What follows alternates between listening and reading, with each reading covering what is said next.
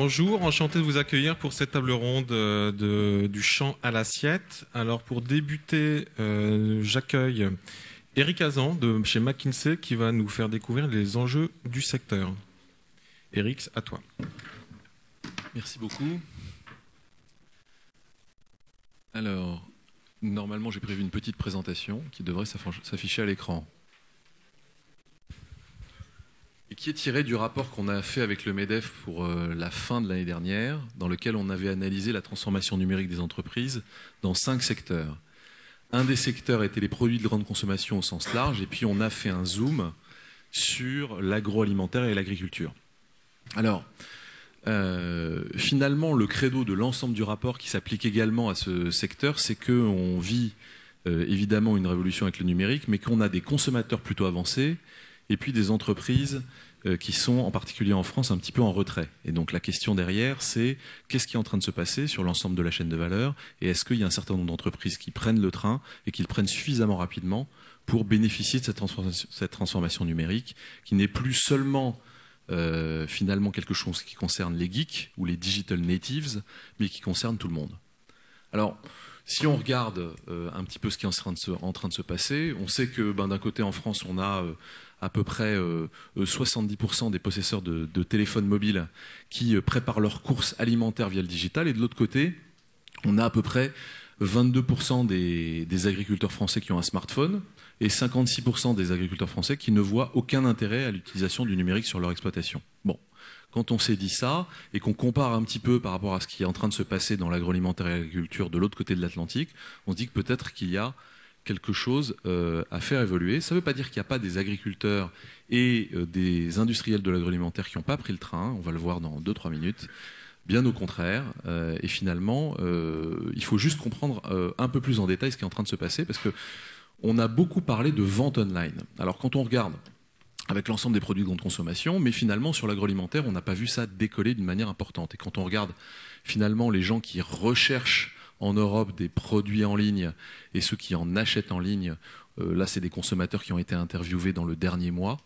Ils ont dit, bon, moi j'ai acheté au moins une fois online, ou j'ai recherché au moins une fois online un des produits qui est présenté sur cette matrice. On s'aperçoit qu'il y a bien eu une évolution entre 2010 et 2013 sur les produits agroalimentaires que vous voyez en bas à gauche, mais on est encore dans finalement entre 15 et 20% des gens qui disent, moi j'ai acheté dans le dernier mois en ligne un produit agroalimentaire, et puis un petit peu moins même sur la recherche. Donc on se dit, c'est significatif, ça c'est un peu le changement par rapport à il y a quelques années, mais c'est pas monstrueux. Et donc c'est un peu, tout se passe un peu comme si ce n'est pas seulement du côté de la vente en ligne ou de la recherche en ligne dans l'agroalimentaire qu'il fallait rechercher l'impact d'Internet. Et d'ailleurs, ça vaut le coup peut-être de regarder ce qui se passe sur l'ensemble de la chaîne de valeur. Alors on regarde ça depuis la partie plantation, récolte, jusqu'à la partie marketing, achat, transformation, consommation classique.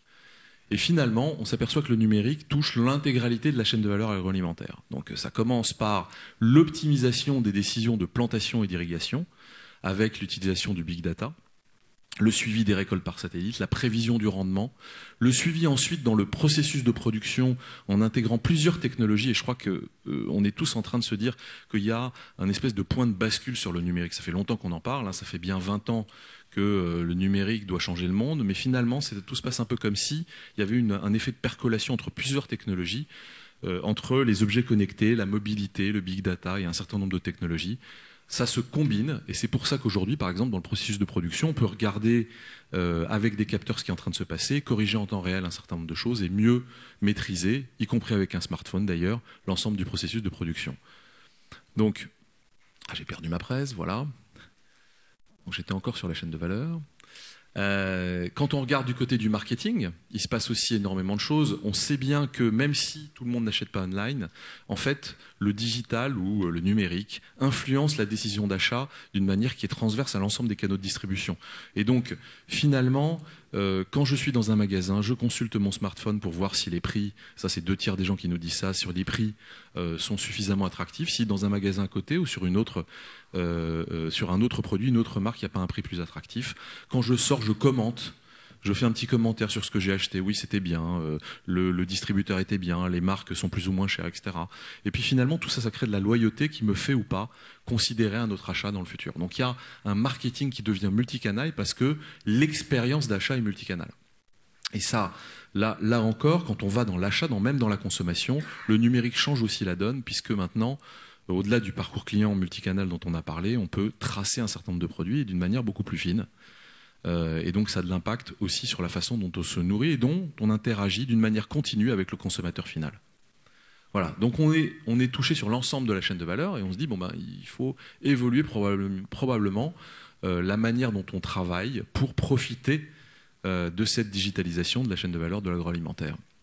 Alors, on regarde ça à partir de quelques exemples concrets et puis de quelques leviers que nous on a identifiés. Donc ce qu'on a appelé prendre des décisions mieux éclairées, c'est une paraphrase pour dire big data.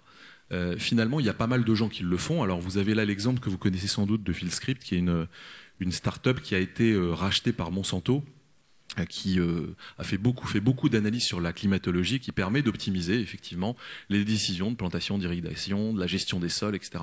Mais vous avez aussi à côté John Deere, donc pour parler des gens qui dans l'agriculture bougent de l'autre côté de l'Atlantique, qui a mis des capteurs et des objets connectés dans tous ces tracteurs. Et ça permet de finalement mieux identifier la façon dont on utilise l'ensemble de leur matériel. Donc on est passé de sociétés qui faisaient soit des semences, soit finalement du matériel agricole, à des sociétés dans lesquelles le big data a changé complètement la façon de fonctionner. On regarde le processus de production, et puis on voit TCHO. Alors TCHO, c'est quoi? C'est une société qui vous permet, en mettant des capteurs dans l'ensemble du processus de production, d'identifier les pertes de qualité, le gaspillage, etc. Et ça à partir d'un smartphone. Alors je ne dis pas que toutes les entreprises agroalimentaires l'ont adopté, mais ça commence à faire bouger le processus de production et à le rendre aussi encore plus productif qu'il n'était par le passé. Donc on est à la fois dans l'optimisation de décisions, avec le big data, dans la réduction du gaspillage et l'optimisation des coûts, avec la digitalisation du processus de production. Et puis on est aussi dans le changement des relations entre les marques et les consommateurs. On le voit dans tous les produits de grande consommation, on le voit aussi dans l'agroalimentaire. Ça se passe dans la considération. 30% des acheteurs aujourd'hui globalement estiment que les canaux numériques sont les points de contact les plus décisifs pour la considération d'un produit. Quand on regarde sur le lieu de vente, sur le lieu de course alimentaire, il y en a 20% qui disent « moi, je compare systématiquement les prix avec un outil numérique que j'ai en main ». Ensuite, derrière, il y a à peu près 15% des consommateurs français qui ont acheté au moins un produit alimentaire en ligne dans le dernier mois. Donc ça, c'est mineur par rapport à d'autres catégories de produits, mais ça commence à être drôlement significatif, hein. Et puis, 25% des internautes disent, moi en ligne, j'ai eu une bonne ou une mauvaise expérience de consommation alimentaire. Donc je commence à faire du buzz positif ou négatif sur ma nourriture. Et puis derrière, il y a près de 96% des clients principaux des grandes surfaces qui possèdent une carte de fidélité. Et ça aussi, ça crée une relation continue entre les marques, les distributeurs et puis le consommateur final. Donc on est dans un changement complètement de relation avec le consommateur et évidemment ça bouscule un petit peu la façon dont on fait du marketing. Finalement, au travers de tout ça, on a deux autres leviers. On peut enrichir l'expérience client grâce au digital. Ça va jusqu'à la création de communautés d'internautes. Vous avez quelques exemples connus sur Oasis ou sur d'autres, avec un nombre de fans tout à fait impressionnant sur Facebook pour ces marques, on atteint presque 3 millions. Puis de la création de produits, c'est Danette qui a fait ça avec du crowdsourcing, un mot un peu abscon, pardon, mais du crowdsourcing de parfums, pour essayer de trouver de nouveaux parfums sur Danette. Steed, qui est une société qui permet de l'identification électronique et de la traçabilité de produits, on voit bien que l'expérience client, le lien à la marque, est en train de se modifier. Et puis il y a aussi du développement de nouveaux produits, avec la personnalisation de services en ligne et puis avec finalement la combinaison de services et de produits. C'est un peu ce que fait le Petit Ballon ou Mon Potager, où on peut s'abonner à un service de livraison. Et donc finalement le produit n'est plus simplement un produit qu'on achète une seule fois, on a une relation continue avec lui et la marque, et en plus on s'abonne à un service plutôt qu'on achète un produit. Donc tout ça, ce sont des expériences mais qui font bouger pas mal le secteur. Quand on essaie de se poser la question de finalement pourquoi on n'est pas un peu plus actif, hein, je dis encore une fois, il y a des exemples de gens qui sont assez actifs, mais globalement en tant que secteur et en tant qu'entreprise française, pourquoi on n'est pas plus actif sur la transformation numérique. Eh bien, on a interrogé 500 entreprises françaises. Alors pour le coup, là, ce n'est pas seulement le secteur de l'agroalimentaire, c'est tous les secteurs de l'industrie en France. Et ils nous disent, on a 4 problèmes. Le premier, c'est les rigidités organisationnelles. Ils sont à peu près la moitié d'entre elles à citer ça, aussi bien des PME que des grandes entreprises. Le deuxième, c'est un problème de déficit de compétences numériques. Et on verra ce qu'on entend par là un petit peu plus tard. Le troisième, c'est un problème de contraintes financières. On a un problème de rentabilité globale des entreprises françaises par rapport à leurs cousines européennes. Et puis le dernier important, c'est le manque d'implication visible des dirigeants. Et là, le mot important, c'est visible. Puisqu'en fait, la différence par rapport à il y a 3 ans, c'est que tous les dirigeants d'entreprise disent le digital, c'est important. J'en ai pas un à qui on parle d'ailleurs qui dit le digital, ce n'est pas important. Mais en revanche, entre le fait de le dire que c'est important et le fait de s'impliquer visiblement pour transformer son entreprise, finalement, il y a une différence. Et c'est cette différence-là que sentent à la fois les salariés et la plupart des dirigeants d'entreprise. Finalement, quand ils s'impliquent visiblement, évidemment, comme dans toute transformation, ça fonctionne. Donc, déficit de compétences numériques, je reviens juste un petit peu là-dessus. On n'est plus dans un numérique où il faut que des geeks. Ça ne marche plus qu'avec des geeks. Il faut que l'ensemble des personnels d'entreprise soient plus ou moins exposés au numérique. Et nous, notre expérience, c'est qu'il faut à peu près qu'il y ait un tiers du personnel de l'entreprise qui, peu ou prou, ait été formé au numérique. Alors évidemment, on n'est pas formé de la même façon quand on est dans le service informatique qui gère les sites Internet et quand on est dans une relation de vente avec des clients qui soient distributeurs ou des clients finaux. Mais on est exposé et on comprend à peu près de quoi ça parle. Et voilà, quand il y a à peu près un tiers du personnel, finalement, l'ensemble de l'entreprise bascule. Du coup, on se dit, mais quelles sont les implications pour le secteur et pour les entreprises françaises du secteur en général? On l'a vu, il y a 4 leviers, et puis il y a aussi un levier qui est négatif, qui est le premier, qui est, mais qu'est-ce qui se passe si on ne fait rien? On a moyennisé un certain nombre de transformations numériques qu'on a faites dans des entreprises françaises et étrangères, et on s'aperçoit que quand on cumule les leviers positifs, c'est-à-dire le levier 2 à 5, eh bien, on a un impact sur les EBITDA qui est de l'ordre de plus 40%. Donc ça veut dire, parce qu'on a souvent des discussions avec des dirigeants d'entreprise qui nous disent « mais le numérique, ça coûte de l'argent, mais ça rapporte rien ». Ben si, quand on met en place les différents leviers qu'on a là, c'est-à-dire une expérience client enrichie et multicanale, développement d'offres numériques, l'utilisation du big data et puis la transformation numérique des processus, c'est-à-dire l'optimisation des coûts grâce au numérique, eh ben, ça rapporte de l'argent. En revanche, si on ne fait rien, si finalement on laisse apparaître de pure players, si on se laisse désintermédier, partiellement ou totalement, si finalement on prend en pleine face la comparaison des prix naturels que permet le numérique, eh ben, on a un risque et ce risque peut aller jusqu'à une baisse de 20% de l'EBITDA. Donc c'est un peu comme ça qu'on borne l'impact de ces différents leviers. Alors du coup, il y a des choses à faire. Évidemment, il y a sur le levier 2 une stratégie mobile à construire, des consommateurs à convertir encore plus au multicanal. Ils le sont déjà, mais à suivre de bout en bout, on va dire. Une connaissance supérieure du client final. La création probablement d'offres innovantes et probablement la combinaison, encore une fois, de produits et de services autour de ces offres. Le big data agricole, on en a parlé, la traçabilité. Le partenariat entre distributeurs et fabricants pour avoir une connaissance supérieure du client et des bases de données plus importantes qui permettent de faire du CRM. Et puis le contrôle à distance de la production. Et probablement, derrière tout ça, une cloudification d'un certain nombre de logiciels et une optimisation des flux de production et logistique par des capteurs numériques. Voilà, vaste programme, mais qui rapporte de l'argent. Merci beaucoup, Eric. J'invite maintenant à me rejoindre Guillaume Dugardier, qui est directeur digital Média Europe de l'Ouest et du Sud de Ferrero, Alexandre Poncé, qui est directeur de la communication de Coca-Cola Entreprises, Maël Tanou, responsable des solutions digitales de Pernod Ricard, et Clément Thibault, directeur général de la start-up Le Petit Ballon. Et maintenant, nous allons voir quelques vidéos de start-up innovantes.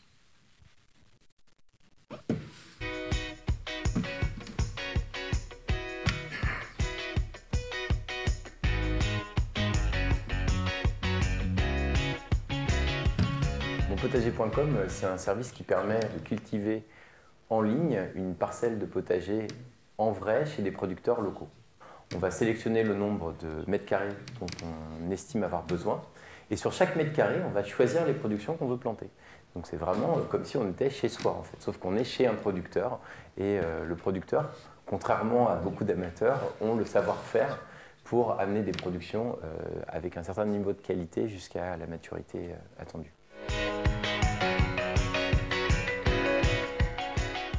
Un produit de qualité qui est amené à un consommateur coûte très cher. La question, c'est comment est-ce qu'on peut arriver à optimiser ou à rendre plus accessibles ces produits de qualité. Le numérique, c'est un des vecteurs. Nos clients nous disent très fréquemment on est venu pour le concept, mais on reste pour le produit. Parce que le produit a du goût, le produit est de qualité, le produit est le plus local possible et que c'est des producteurs qui travaillent aussi vraiment très bien. On a 4 offres principales qui vont de 15 à 150 mètres carrés de jardin potager et ça représente entre 15 et 100 euros par mois. Le modèle économique, il est vraiment tourné vers les producteurs. C'est-à-dire que l'idée, c'est de recréer de la valeur pour les producteurs, d'être auprès des producteurs et en fait, avec ce système d'abonnement qu'on propose à nos clients, donc ils sont abonnés chaque mois, ça nous permet de capter en fait de la valeur très tôt dans le cycle de production et de transférer cette valeur au producteur très tôt dans le cycle de production. Le marché, il est détenu par principalement la grande distribution. Dans les fruits et légumes, c'est 85% de part de marché sur un marché qui fait 16 milliards d'euros. Ces circuits, qui sont des circuits longs, sont consommateurs de marge. Donc l'idée, c'est d'aller grappiller les marges que prennent tous ces intermédiaires et les ramener à la production, parce que quand on ramène des marges dans la production, on augmente la qualité.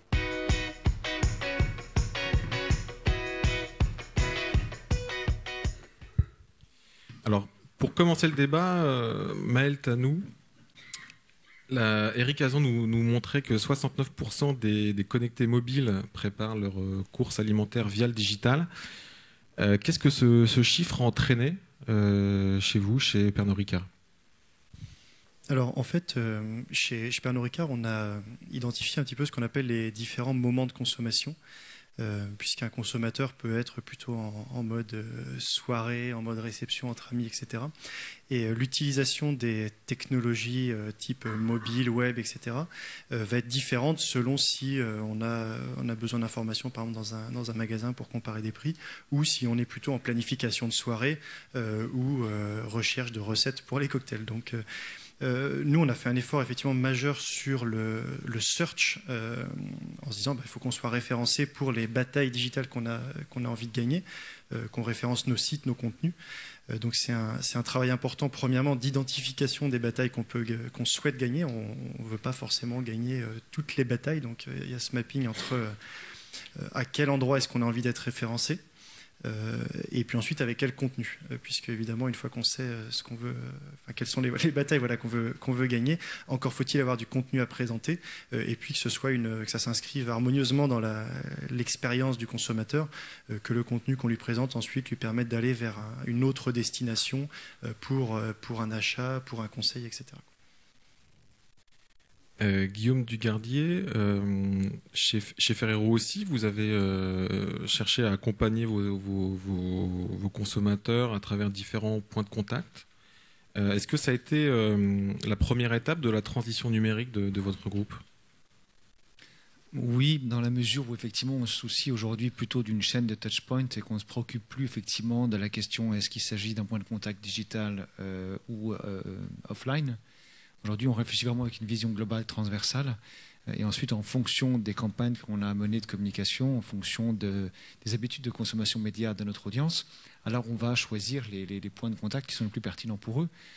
Et donc, effectivement, ça veut dire que d'une certaine manière, on ne dissocie plus la question du digital du reste, on l'intègre parmi tous les autres médias, autres points de contact, et ce qui permet plus facilement d'aller vers effectivement une communication qui va s'adapter avant tout à l'usage qu'a notre consommateur du média. Et en termes d'investissement média, justement, comment vous avez opéré cette mutation ? J'imagine que jusqu'à encore peu de temps, la très grosse partie de vos investissements allait vers la télévision. Comment ça se répartit aujourd'hui ? Alors aujourd'hui, on a mis en place une technique, une approche qui nous permet en fait de s'affranchir de ce débat, encore une fois, du on ou du off. En fonction des objectifs marketing de la marque, chaque année, on va déterminer des points d'attention des points de travail particuliers.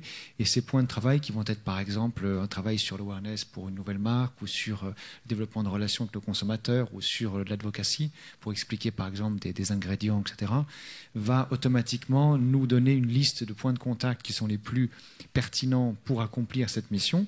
Et dans cette liste de points de contact, on va avoir effectivement un mix entre des médias on et off. Et ensuite, tout le travail des équipes, c'est d'actionner en fait, ces tactiques de communication en fonction des contenus qu'on a à disposition ou pas, des plateformes qu'on va pouvoir développer, afin de s'assurer qu'on va mettre en face de nos consommateurs des réponses en termes de médias qui sont cohérentes, encore une fois, avec leur usage de ces médias. D'accord. Alexandre Poncet, donc vous êtes chez Coca-Cola Entreprises, donc votre problématique, elle est plus d'accompagner vos clients qui sont des distributeurs principalement. Comment s'est réalisée chez vous cette transition numérique? Comment est-ce que vous avez été entraîné? Est-ce que vous avez été entraîné par les distributeurs justement à les accompagner dans cette mutation? Comment ça s'est passé? Alors déjà, Coca-Cola Entreprises, donc notre métier, c'est vraiment de produire des boissons, de les commercialiser et les distribuer en point de vente.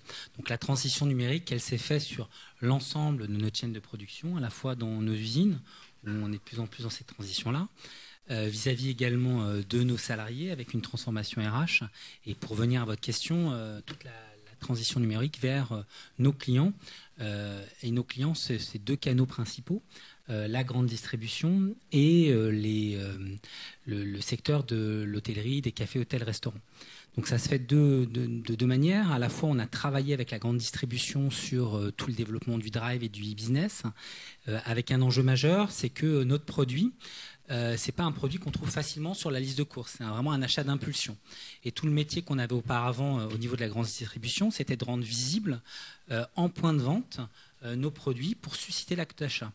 Donc le fait de basculer vers quelque chose de complètement numérique, il faut recréer à la fois cet achat d'impulsion, être sûr de rentrer dans la liste de courses de la personne qui va faire son shopping online. Et donc il y a tout un travail de référencement, d'identification de notre gamme, mais également de révision de ce qu'on appelle le shopper marketing. C'est la manière dont on travaille le marketing opérationnel en point de vente qui a été initié en partenariat avec les enseignes de la grande distribution. Sur le côté café, hôtel, restaurant, c'est là vraiment Coca-Cola a été plutôt précurseur dans sa manière de dire à cette population de clients, vraiment il faut aller vers cette transition numérique parce que c'est un enjeu majeur pour vous et on va vous y accompagner. Et on a développé en fait une application qui s'appelle Pro avec vous, qui donne non seulement des conseils, qui aide au référencement également de nos produits, mais qui permet aussi éventuellement d'acheter groupé pour ces cafés, hôtels, restaurants.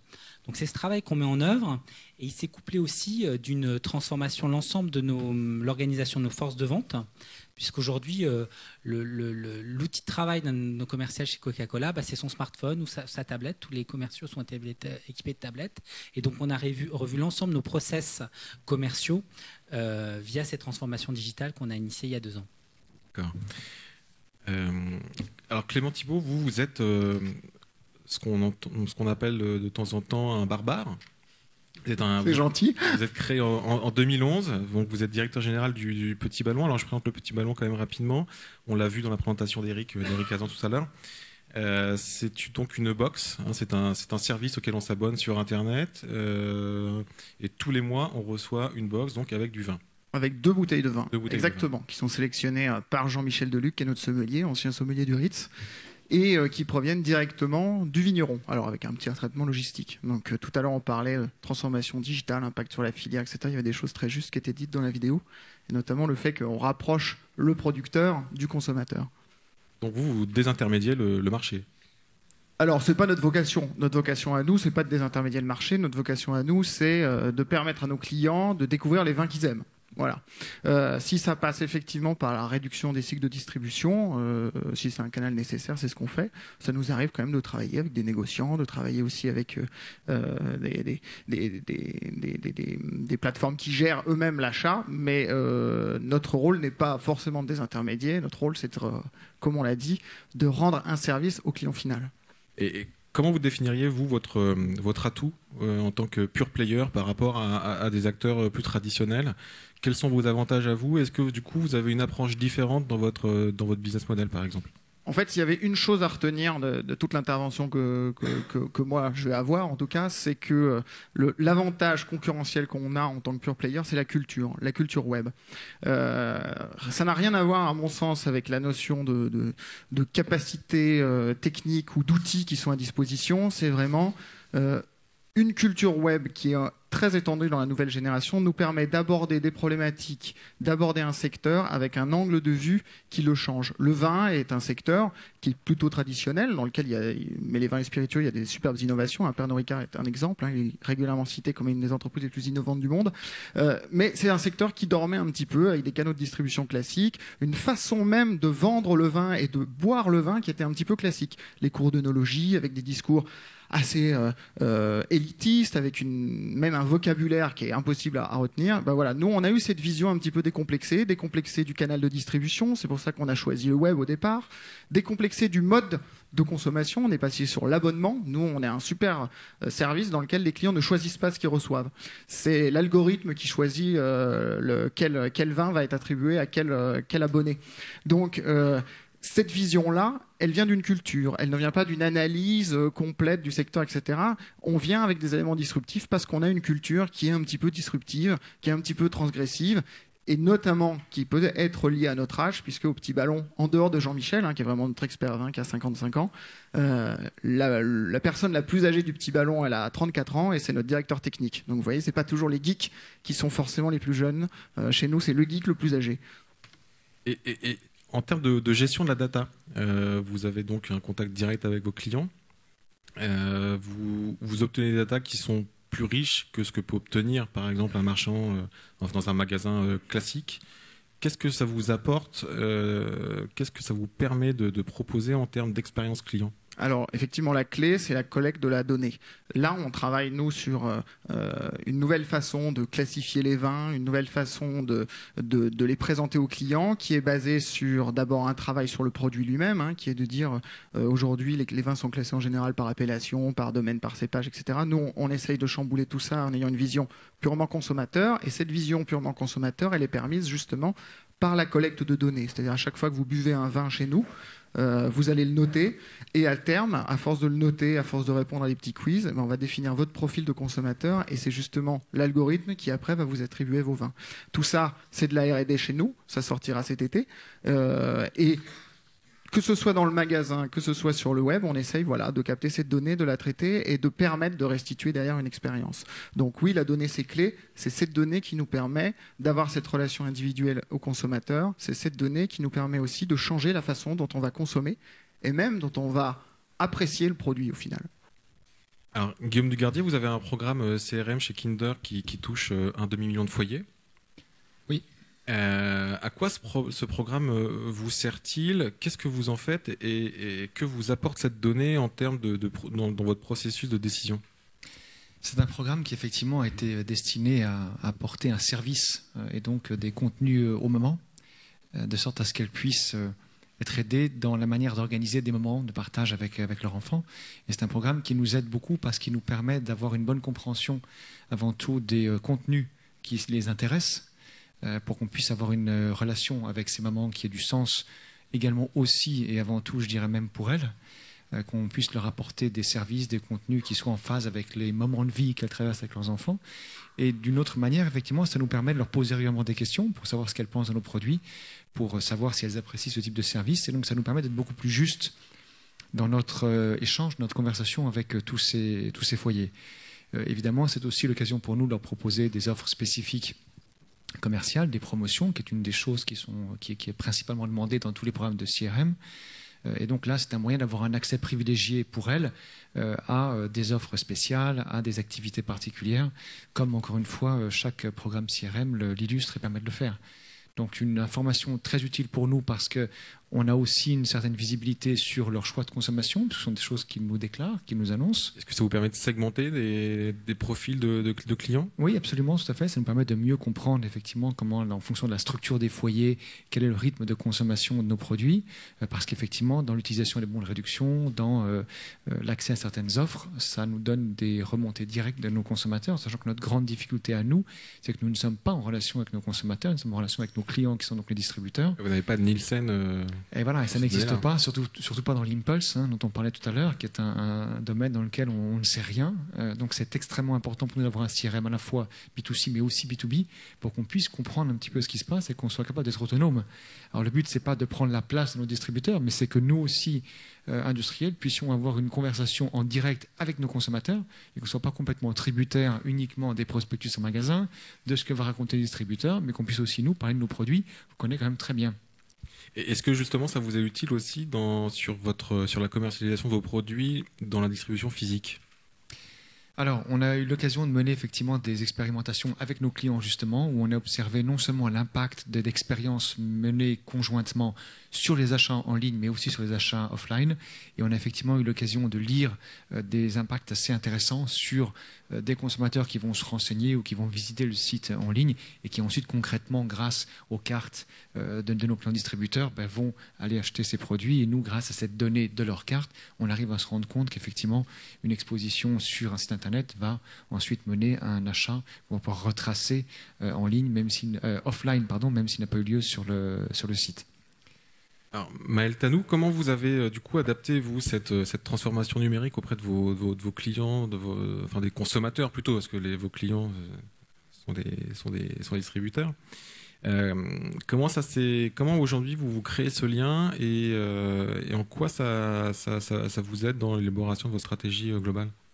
Alors en fait, donc effectivement, on va parler des consommateurs dans votre question, puisque les clients, ce sont les on-trade, off-trade, les cafés, hôtels, restaurants et puis les retailers. Je dirais que le digital, ça nous a permis de recréer un lien qui avait été d'une certaine façon perdu avec la croissance de l'entreprise et puis la difficulté de plus en plus grande de parler de façon aussi personnelle que possible aux consommateurs. C'est sûr que quand on grossit, ça devient relativement compliqué. Aujourd'hui, on a parlé là de CRM, donc ce sont également des sujets dans lesquels on se retrouve et sur lesquels on avance beaucoup, du CRM consommateur.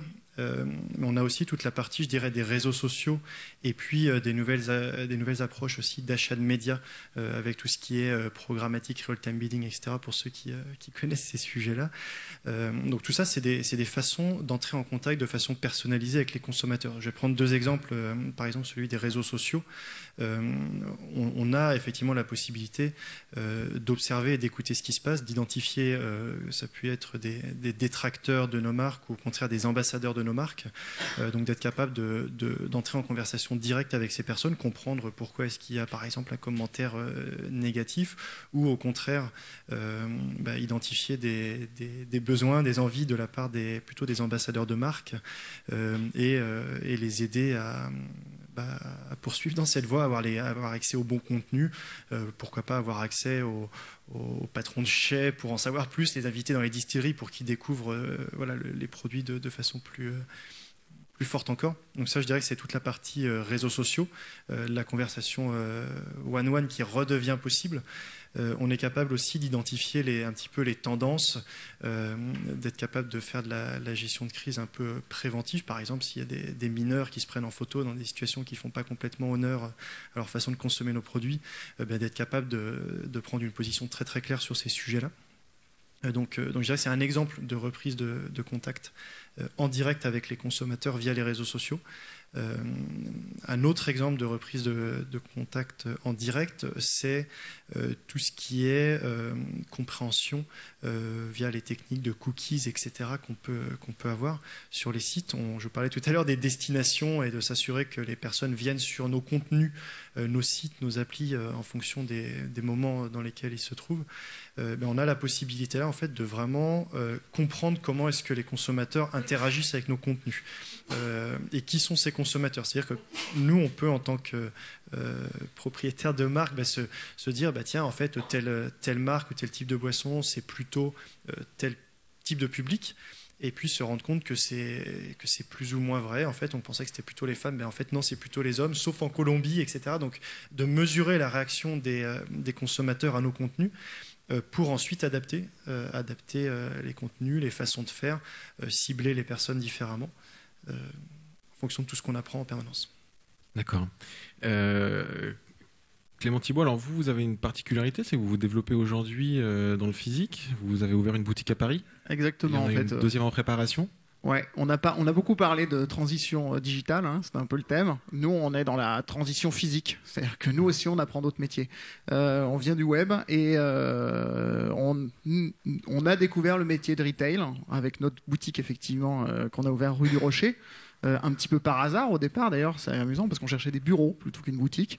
Et puis on a transformé l'arrière-boutique en bureau et l'avant-boutique en showroom qui est devenu une vraie boutique ensuite. Et effectivement, là, on est en train de travailler sur un concept store qui ouvrira à Paris. Et on est vraiment en train de ficeler tout ça et on se rend compte que oui, c'est un autre métier, mais que toujours, comme je disais tout à l'heure, la culture du digital, on essaye de l'insuffler dans ce retail. C'est-à-dire qu'on essaye de trouver des éléments digitaux dans la boutique, des machines pour goûter les vins, des machines pour faire votre profil de dégustation dont je parlais tout à l'heure, la classification des vins. Vous voyez, même dans le rayonnage, on peut avoir cette culture web qui revient et c'est pas forcément que des écrans tactiles et des choses comme ça. Et puis, tout à l'heure, vous avez parlé très justement de différents points de contact, de parcours de points de contact. Ben, également, dans le parcours client d'un abonné qui vient dans sa boutique, on se pose la question de à quel moment on doit lui parler et comment on doit lui parler. Donc, typiquement, vous êtes dans le métro, vous recevez votre newsletter qui va vous parler de la sélection du mois. Vous allez venir en boutique. S'il y a un beacon à l'entrée, votre téléphone va réagir. Vous allez être accueilli de manière individualisée. On va vous dire votre colis est prêt. Venez le chercher. Ce mois-ci, vous avez bénéficié d'un parrainage. Pourquoi pas utiliser votre coupon de parrainage directement dans la boutique. Vous avez une réduction. Votre profil, on sait que c'est celui-là, donc je vous incite à aller dans ce rayon qui est de couleur rose, dans lequel vous allez retrouver tous les vins qui a priori sont sensiblement ceux que vous allez aimer ou proches de ceux que vous allez aimer, etc., etc. Vous voyez, c'est pas que de l'écran tactile, etc. Et enfin, le point le plus important qu'on a compris en créant cette boutique, c'est que un client chez nous doit toujours avoir une existence digitale. C'est-à-dire que son abonnement, il est d'abord sur le web, il le gère sur le web, et il a ce point de contact physique. Après, le physique est génial, parce qu'on se rend compte que le web, c'est très bien, mais le web ne se suffit pas toujours sur certaines filières. On a des bien meilleurs taux de fidélité en physique qu'en digital. Pourquoi ? Parce que vous avez votre caviste, vous lui parlez, vous avez eu un souci avec votre carte bleue, vous l'êtes fait voler, bah vous allez directement en boutique et on vous explique comment ça marche. C'est beaucoup plus simple que par mail, parce que les mails, vous les ouvrez pas toujours. La boutique, si vous passez, on sait quoi vous dire. Voilà, il y a plein de choses comme ça. Donc nous, on est dans la transition physique, oui. Alors, comment ça se passe quand je suis client ? Je vais dans votre boutique et vous m'ouvrez un compte web et je rentre dans votre CRM web tout de suite ? Exactement. C'est-à-dire que vous allez avoir une borne sur laquelle vous allez prendre votre abonnement si vous venez pour vous abonner.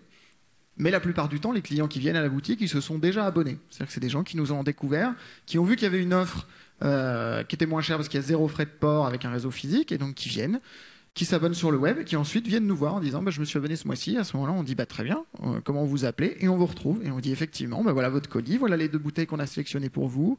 Vous êtes venu un mardi, il y a moins 10%, profitez-en, etc. En ce moment, c'est la fête des pères.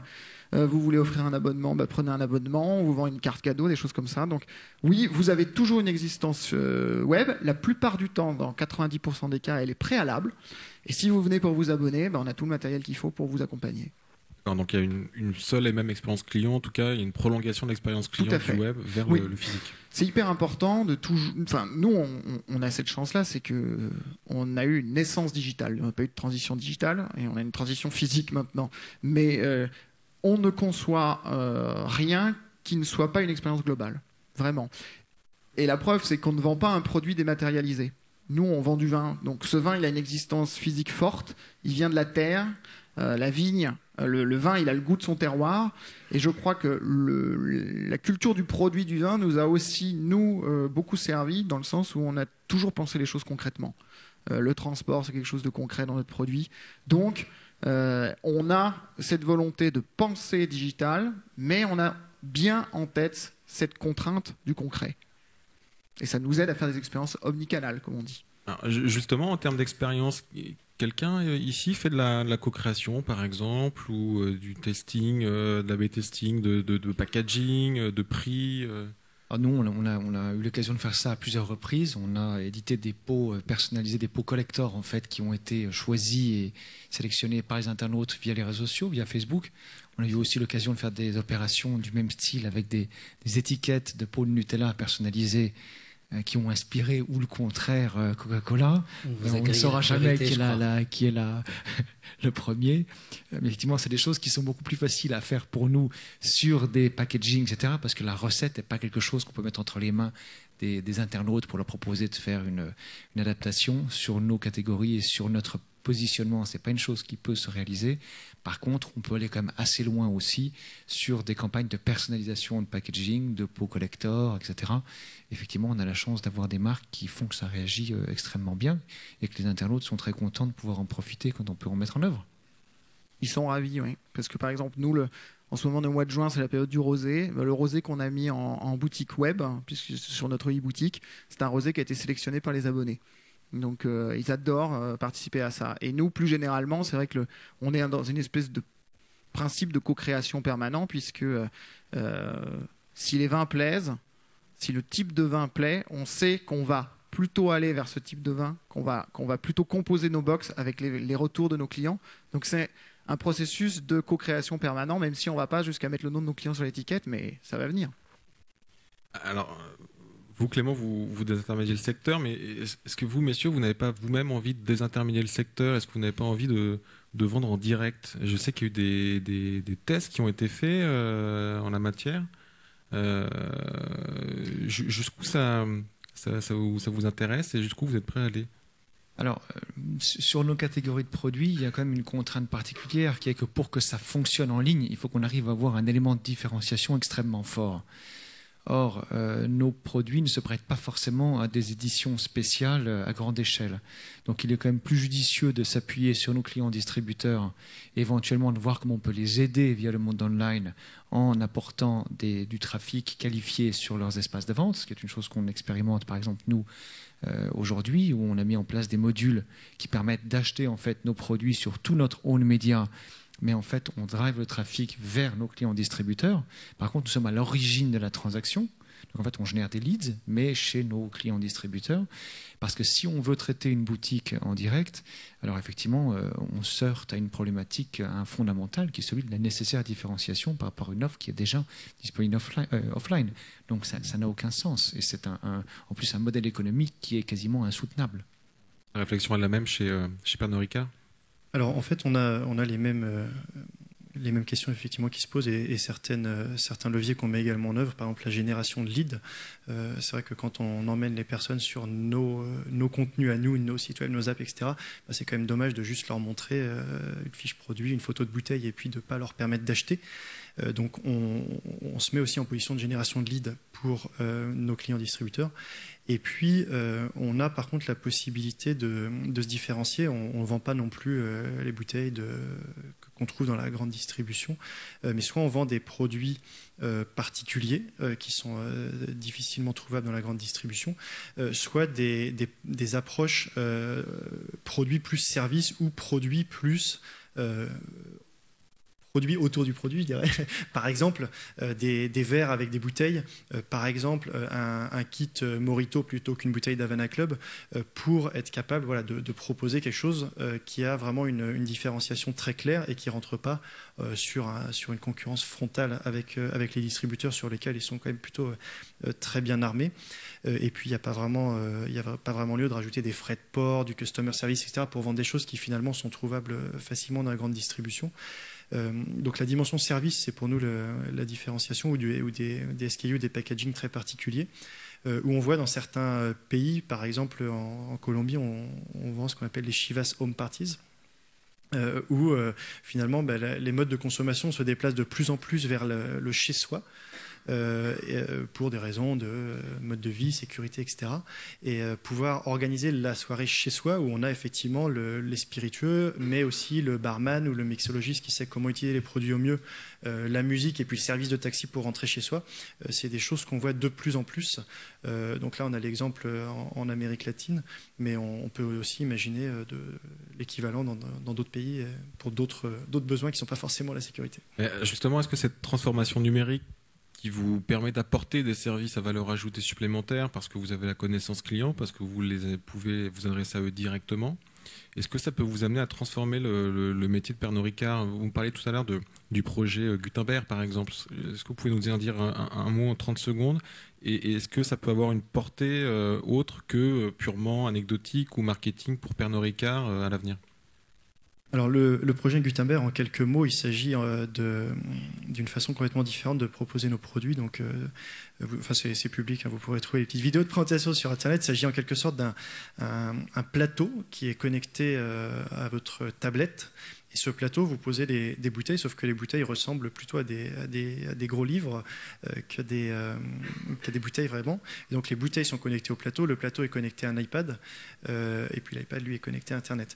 Et du coup, l'idée, c'est pas d'en faire notre canal de distribution principal, c'est plutôt d'ouvrir un nouveau segment, une nouvelle façon de consommer les produits, où on est vraiment complètement autour de l'expérience. C'est-à-dire que sur votre iPad, vous allez dire, tiens, je voudrais faire tel cocktail, et puis on va vous dire, c'est les 3 diodes qui s'allument dans tel ordre, en mixant, etc. Pour vous aider à faire les cocktails, on avait eu un moment la question de se dire, est-ce qu'on ne ferait pas une grosse machine où on appuie sur un bouton et ça fabrique le cocktail qu'on veut? Le parti pris, ça a été de se dire que l'expérience que voulait le consommateur, c'était plutôt une expérience, le plaisir de faire son cocktail, la convivialité d'être dans cette situation de création de cocktail avec nos produits. Et donc, on l'accompagne avec des outils digitaux dans cette démarche-là. Donc, c'est plus, je dirais, des nouvelles expériences et des nouvelles lignes de business qui potentiellement pourraient s'ouvrir. On est au début du projet à vraiment expérimenter le concept avec quelques centaines de consommateurs. Mais je vois plus ça comme une nouvelle offre de service, une nouvelle proposition de valeur, plutôt quelque chose qui va remplacer la bouteille, la grande distribution, etc. Ça me semble pas être l'objet. Alors, Alexandre Poncet, vous êtes dans un secteur qui est relativement protégé par rapport à l'arrivée de nouveaux acteurs, de start-up. C'est difficile, enfin chez Pernod Ricard, c'est difficile pour une start-up de créer une distillerie. Chez Coca-Cola aussi, c'est des métiers qui sont complexes à aborder pour des start-up. Cependant, est-ce que vous voyez dans votre environnement, dans votre écosystème, apparaître de nouveaux business models ou qui pourraient éventuellement à terme venir empiéter sur vos plates-bandes, pardon? On a quand même des acteurs qui apparaissent dans le secteur des boissons, mais qui sont quand même relativement réduits en termes de chiffre d'affaires et de volume. Je pense dans le secteur des boissons, qui est un secteur où la place des marques, où l'expérience qu'on offre aux clients, comme le disait mon collègue de chez Pernod Ricard, est importante. Les modèles disruptifs vont permettre de créer une marque et créer une expérience client. Mais les investissements industriels qui sont relativement importants dans nos métiers réduisent le fait d'avoir des acteurs un peu disruptifs qui interviennent sur ces secteurs-là. Et on n'est pas non plus comme dans le cas du petit ballon, on a des petits producteurs qu'il faut mettre en relation avec le consommateur. Nous, on est un groupe industriel important et cette relation, elle s'est créée depuis plus de 100 ans maintenant. Donc on ne peut pas dire qu'on ait des modèles disruptifs qui apparaissent aujourd'hui. Après, le numérique et le digital nous invitent à nous réinventer à la fois dans la manière dont on développe la relation avec nos consommateurs, qu'on développe la relation avec nos clients. Et surtout, ça nous permet, quand on va jusqu'au bout de la transformation numérique à l'intérieur de l'entreprise, ça permet d'avoir des gains de productivité importantes et de repenser aussi nos modes d'organisation. Et c'est pour ça aussi que chez Coca-Cola, le digital a été un moyen de mettre en place un certain nombre de chantiers en interne et en externe, d'harmonisation de nos processus et nos process pour faire en sorte de gagner en compétitivité et en efficacité. Et ça a créé quelle valeur chez Coca-Cola ? On ne donne jamais de chiffres sur la création de valeur. Ce qu'on peut dire, c'est à la fois le digital permet de créer du chiffre d'affaires additionnel, ça c'est clair, et toute la catégorie du drive est en très fort développement, surtout sur nos produits, qui sont des produits pondéreux, donc les consommateurs vont sur nos produits, et puis après ça permet aussi de travailler sur davantage de productivité en interne et d'alignement, qui permet de créer aussi les conditions de la marge. Parce que par client, vous me disiez qu'en drive, vous vendiez davantage sur une base sans un client traditionnel, vous vendez 120. Vous l'expliquez comment ça? C'est dû à du marketing relationnel qui est plus avancé, qui est plus abouti, ou si c'est juste parce qu'il y a moins d'achats d'impulsion, on prépare des gros achats plutôt lourds, et ce qui fait que le panier moyen est plus important? Les canaux de distribution GMS restent quand même le plus important, mais c'est clair que pour un panier, il y a sur nos produits qui sont des produits de stockage, sur le drive, on a une plus forte vente en termes d'indices sur nos produits. On l'estime principalement sur le fait que le consommateur qui consomme sur le drive, il a une vraie volonté de stocker nos produits, et c'est pour ça qu'il y a une vente qui est plus importante. Et Guillaume Dugardier, donc chez Ferrero, comment vous la chiffrez, cette création de valeur due à cette transaction numérique? Est-ce que ça vous permet, Eric Hazan parlait d'une amélioration de l'EBIT, si elle était bien réalisée. Est-ce qu'aujourd'hui vous l'observez et comment vous la considérez? Alors, on la mesure généralement sur deux terrains particuliers. Le premier, c'est toujours celui de l'évolution des items de marque, qui me permet de voir si on est capable d'améliorer certaines perceptions vis-à-vis de nos marques, de nos produits, si les messages que l'on communique, l'attention des consommateurs permettent de travailler la modernité d'une marque, la confiance à la marque, par exemple, qui est un sujet important.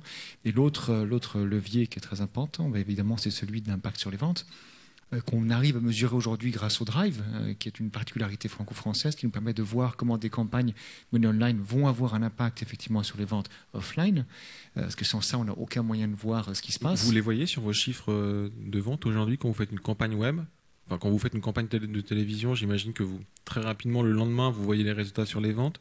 Aujourd'hui, sur le web, ça se passe comment? Alors, la grande problématique avec la télévision, c'est qu'on est tellement puissant en télévision qu'on écrase tout et qu'après on lit plus rien. Donc, pour nous, le digital, c'est la grande question toujours de l'attribution aux médias, qui reste une question fondamentale, très difficile à résoudre. Par contre, effectivement, quand on isole des campagnes sur le Drive, on a eu l'occasion de mener des tests qui nous ont permis de démontrer qu'on avait effectivement un impact très important sur les exposés versus non exposés. On a eu l'occasion de démontrer des impacts volume et valeur qui allaient de 2 à 3 fois plus fort, ou des conversions qui étaient multipliées par 5, 6, 7 sur les exposés versus non exposés. Donc quand on crée une expérience de marque qui permet de raconter effectivement une histoire, qui permet de positionner le produit dans un contexte beaucoup plus favorable pour le consommateur que ces simples catalogues qu'on a souvent en ligne chez nos clients, qui ont d'ailleurs besoin de nous et nous demandent largement d'apporter une expérience de marque sur les lieux de vente online, ça nous permet, de lutter un peu contre cette problématique d'impulse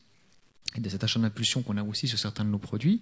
Et deuxièmement, de créer un climat favorable quand on fait des recettes de crêpes pour Nutella, la Chandeleur par exemple, et qu'on rend ça disponible sur les sites de nos clients et qu'on a un parcours shopper qui est recomposé en fonction de cela. Effectivement, ça a un impact tout à fait mesurable et tout à fait intéressant.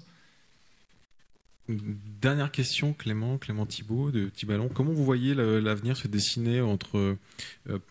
de votre point de vue, entre une société traditionnelle qui n'aurait pas réussi sa transformation numérique et une entreprise qui l'aura réussi? Qu'est-ce qui fera la différence à terme? Vous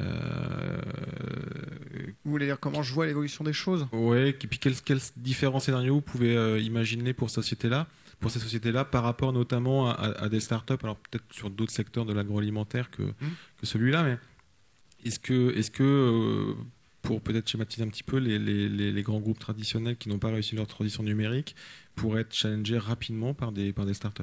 Alors, j'espère qu'ils le seront, parce que ça veut dire que le secteur est dynamique et que de toute façon, la création d'entreprises en France, elle est dynamique. Ce qui va se passer, à mon sens, alors je ne suis pas un oracle, mais c'est que d'abord, il faut que les voyants rouges s'allument. Pour que les voyants rouges s'allument, il faut que les startups grossissent suffisamment pour venir taquiner les entreprises sur leur marché traditionnel. Je vais prendre notre exemple à nous. Nous, le gros acteur du vin en France, la distribution de vin en France, c'est Nicolas. Bon, Nicolas sur le web, avec Nicolas Direct, c'est à peu près 4 millions et demi d'euros d'après les derniers chiffres qui ont été publiés. Nous, cette année, c'est les seuils qu'on va franchir. Donc, ça va peut-être être des signaux d'alerte pour eux. L'ouverture d'une boutique physique, pour le moment, c'est pas un signal d'alerte, mais si on continue à étendre notre réseau de boutiques physiques, si on devient on crée des masses critiques, à ce moment-là, oui, ces entreprises-là vont avoir des voyants qui vont s'allumer et inéluctablement, soit elles vont accélérer leur transformation digitale, et je pense qu'il y a beaucoup de gens qui sont autour de cet événement pour toucher du doigt ces problématiques-là et voir comment ils peuvent les réimpulser dans leurs entreprises. Et sinon, je pense que ce qui se passera, c'est qu'il y aura des phénomènes classiques de rachat externe, de croissance externe. Ce sont des entreprises de secteurs traditionnels qui vont absorber des jeunes pousses pour obtenir les technologies, pour obtenir la culture, pour obtenir un canal qu'ils n'arrivaient pas à toucher. Donc tout ça, c'est pas, on réinvente pas la roue, hein, il se passe ce qui s'est passé dans d'autres secteurs. Voilà. Alors, nous, on n'est pas à vendre, je tiens à le préciser. mais voilà, inéluctablement, il y aura des phénomènes de consolidation, et tant mieux, et tant pis. Bien, merci beaucoup à tous les quatre.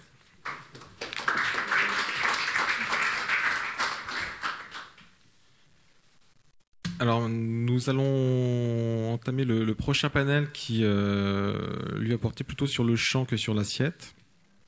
J'invite à me rejoindre Amaury Bessard, directeur de la communication de l'ANIA, l'Association nationale des industries alimentaires. Arnaud Rousseau, qui est président de la Fédération départementale des syndicats d'exploitants agricoles du 77, la FDSEA, et exploitants grande culture. Jean-Luc Héral, qui est président fondateur de la solution diagnostique et d'aide à la gestion en temps réel des cultures Force A, ainsi qu'un invité de dernière minute, Sébastien Labaille, chargé de mission innovation au vigneron de Buzet. En attendant, on va regarder une nouvelle vidéo.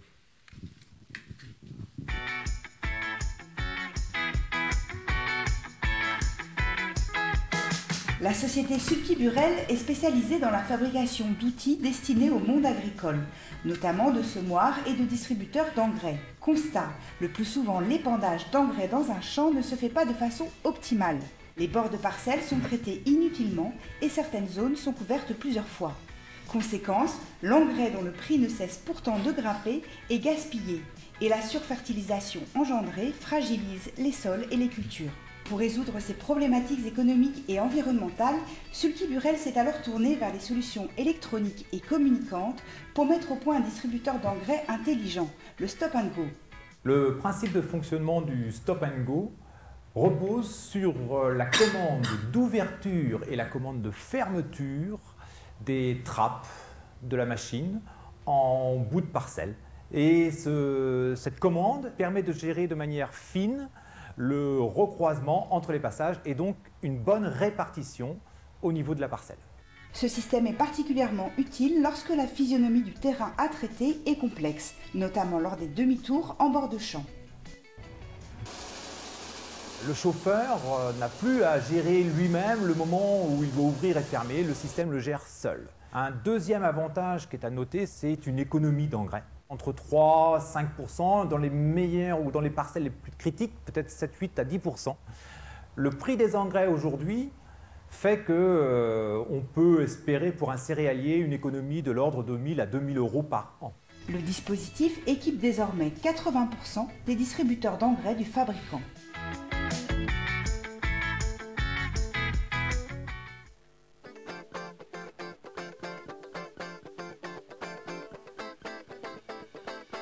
La société MX équipe plus de 5000 tracteurs et fabrique des chargeurs.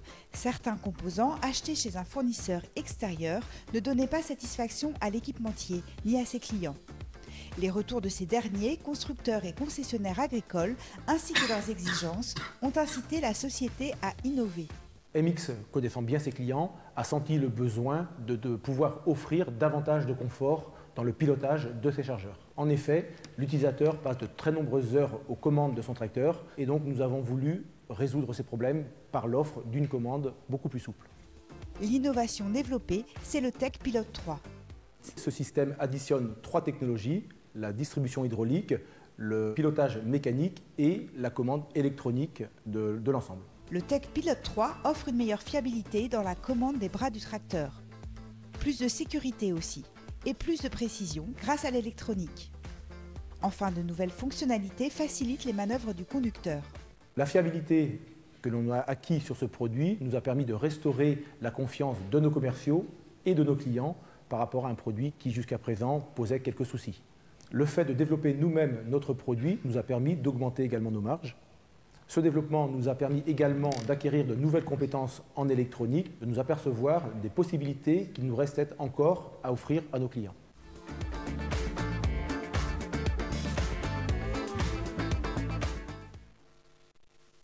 Alors, pour commencer cette discussion, Arnaud Rousseau, on a vu tout à l'heure dans la présentation d'Éric Hazan de chez McKinsey que 56% des agriculteurs français ne voient aucun intérêt à l'utilisation du numérique sur leur exploitation. Alors pourquoi et qu'est-ce qu'il faut en penser ? Alors moi, si vous permettez, je vais d'abord prendre le problème dans l'autre sens. Je vais plutôt noter qu'il y avait donc dans l'étude de McKinsey 22%. Ça, c'était des chiffres de 2013 et c'est 36% en 2015. Donc ça fait une hausse de 50% en 2 ans. Donc moi, je préfère me concentrer sur la croissance importante qui est en train de s'opérer. Effectivement, il y a encore un nombre important de gens qui sont pas directement avec des smartphones. Mais la part grandissante des 50% en 2 ans montre qu'il y a une prise de conscience très claire du monde agricole dans l'outil formidable que ça peut représenter. 3 grands domaines, et on y reviendra probablement tout à l'heure. Le premier, c'est que par définition, l'entreprise agricole, c'est une entreprise qui est atomisée sur tout le territoire et que du coup, elle a, avec la numérisation et avec la digitalisation, la possibilité d'avoir un accès direct à tout un tas de consommateurs, d'informations, de technologies. Bon, la deuxième, c'est ce qui vient d'être présenté dans le film, c'est l'accès à des technologies, que ça soit en élevage, on a vu avec un chargeur, ou en grande culture avec des épandages, des technologies beaucoup plus récentes. Et puis le troisième élément, c'est plutôt un élément d'entreprise, c'est qu'un agriculteur, comme un chef d'entreprise, et on est ici dans le temple des entrepreneurs, quand il peut faire des économies, il se pose rapidement la question de voir s'il ne peut pas y trouver un intérêt. Et de ce point de vue-là, l'espace autour de la numérisation et la digitalisation de l'espace agricole est un vrai sujet. Alors,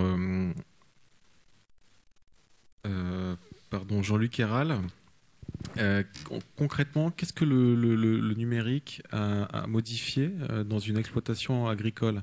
Par quelle porte la transformation numérique d'exploitation a commencé ? Alors moi, je vais prendre le sujet par la production de data, puisque c'est notre métier.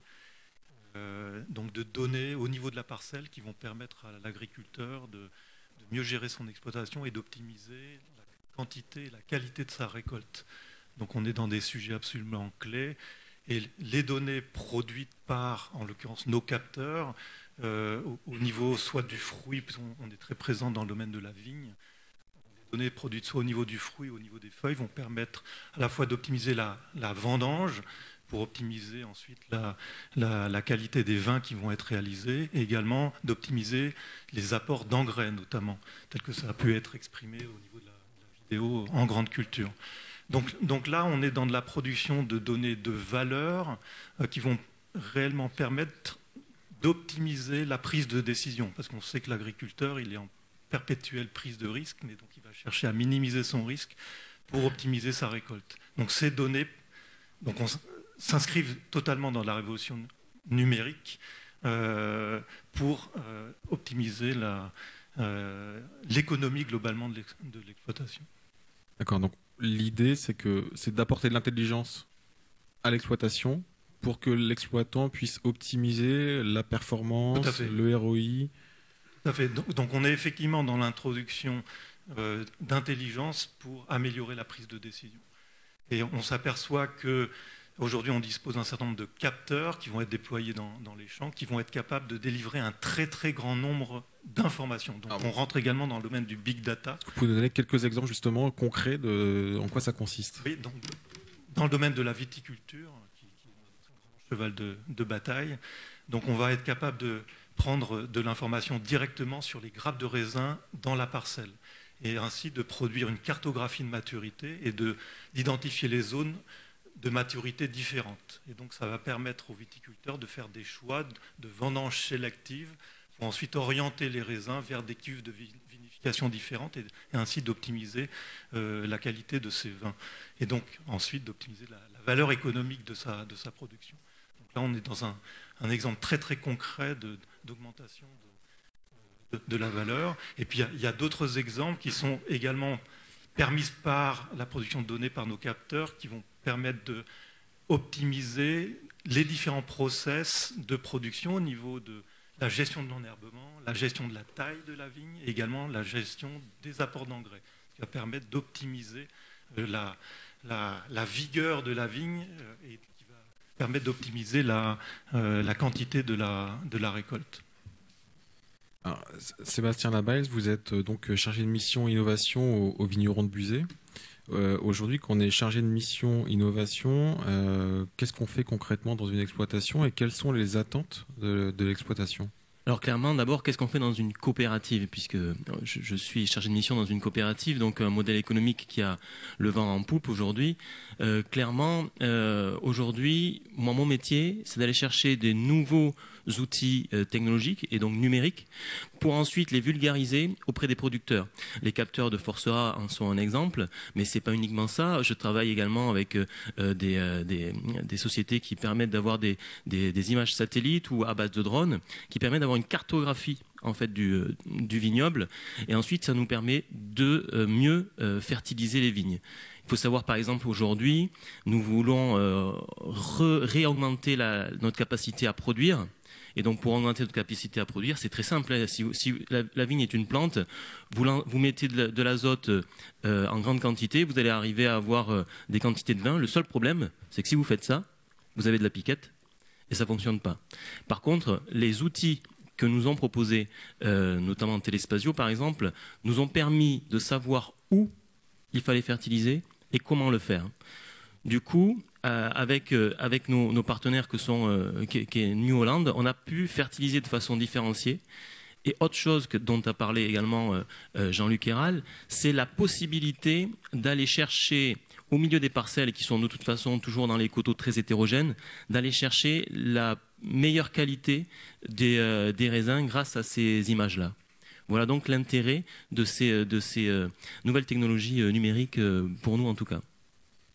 Arnaud Rousseau, comment vous, en tant qu'exploitant grande culture, vous observez les conséquences de cette transformation numérique? Est-ce que vous l'observez en chiffres sur l'optimisation de la production de votre exploitation, en retour sur investissement, parce que j'imagine que ça nécessite de lourds investissements? Alors, je dirais qu'elle est de plusieurs ordres. Le premier, peut-être, c'est une facilité d'accès à l'information, c'est-à-dire la capacité à acquérir des données et à pouvoir communiquer. Je l'ai dit, hein, par définition, la structuration agricole fait qu'on a un espace très atomisé, et donc grâce à ça, déjà, il y a une capacité à acquérir et à diffuser de l'information. Donc on a parlé des réseaux sociaux rapidement avec la table ronde précédente, mais pour l'agriculteur, c'est un vrai plus, à la fois pour acquérir des données, et aussi pour communiquer sur son produit, sur sa valeur ajoutée, sur la manière dont il exerce son métier.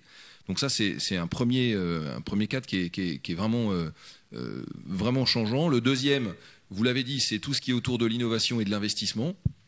C'est par exemple, comme ça a été dit, sur mon pulvérisateur dans mon exploitation, des tronçons qui se ferment automatiquement par GPS et qui donc évitent le recroisement, évitent la surconsommation d'engrais ou de produits. Enfin, donc vraiment un gain. C'est aussi une facilité d'utilisation. Ça a été dit avec le chargeur, c'est-à-dire qu'aujourd'hui, quand vous utilisez ce type d'outil, ben, ça vous demande, je dirais, il y a un accompagnement de l'utilisation qui est quand même largement facilité. Imaginez que demain, en tant qu'automobiliste, vous puissiez aller de Paris à Lyon sans toucher votre volant. Ben, aujourd'hui, avec l'équipement de mon tracteur, je suis capable de semer toute une journée en ayant juste besoin de tourner le volant au bout de la pièce pour pas finir chez mon voisin, mais le reste se fait de manière automatique parce que tout est numérisé. Alors, on parlait, pour parler un petit peu de gains, donc il y a évidemment le gain de productivité, et puis ensuite il y a l'aspect économique et financier. C'est difficile à quantifier. Je dirais que les investissements valaient relativement cher. Par exemple, du GPS RTK, ça valait encore il y a 3-4 ans une quinzaine de milliers d'euros pour équiper un tracteur. Le RTK, vous pouvez expliquer rapidement? Alors le RTK, c'est la numérisation de l'espace qui permet d'avoir une précision avec une triangulation de l'ordre du centimètre. Donc ça veut dire que vous êtes capable, avec votre tracteur, d'avoir une précision d'1 centimètre entre, par exemple, 2 passages de semoir ou 2 coups de moissonneuse-batteuse, ou enfin, que sais-je. Voilà. Et du coup, vous avez une précision, d'abord, qui est d'une régularité terrible, plus que l'œil humain, et puis surtout, après une journée de travail, terriblement plus efficace. Donc tout ça, c'est des choses qui arrivent, qui maintenant se démocratisent beaucoup, et aujourd'hui, l'acquisition d'un tracteur en grande culture d'une taille moyenne est quasiment précablée sur tout ce qui est le GPS. Alors après, l'agriculteur fait le choix économique de passer le pas ou pas, mais ma conviction, c'est que ça sera bientôt plus un sujet et que tout le monde va y passer parce qu'il y aura d'abord une forme de normalisation et ensuite des gains économiques. Alors on disait 1000 à 1500 euros par an, j'ai envie de vous dire ça dépend de la taille de l'exploitation. Moi ma conviction c'est que ce sera rapidement plus que ça, parce que ça a été dit, ça sera à la fois sur la mécanique mais ça sera aussi sur le produit, sur la manière de conduire les cultures. Donc là, on a parlé d'apport d'azote sur le blé, mais ça peut être aussi la conduite de l'irrigation avec des capteurs qui déclenchent et qui ne mettent que la bonne dose au bon endroit au bon moment.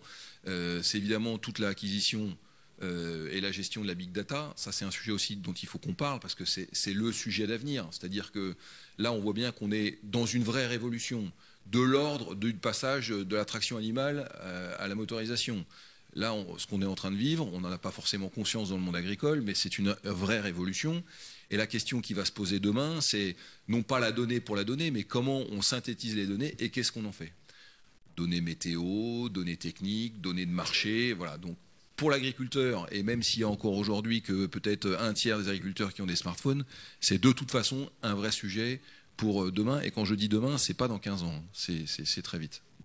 Alors Jean-Luc Ayral, justement, quel type d'innovation on peut s'attendre dans les années à venir ? Déjà, on voit des plateformes comme les nôtres qui agrègent un grand nombre de données, j'en ai parlé, sur la feuille, sur le fouet, etc. Et donc, on s'attache à mettre de l'intelligence pour avoir de la pertinence ensuite dans l'action. Et ça, c'est quelque chose de complètement clé, de donner du sens à ces données pour permettre la décision. Et on s'aperçoit que...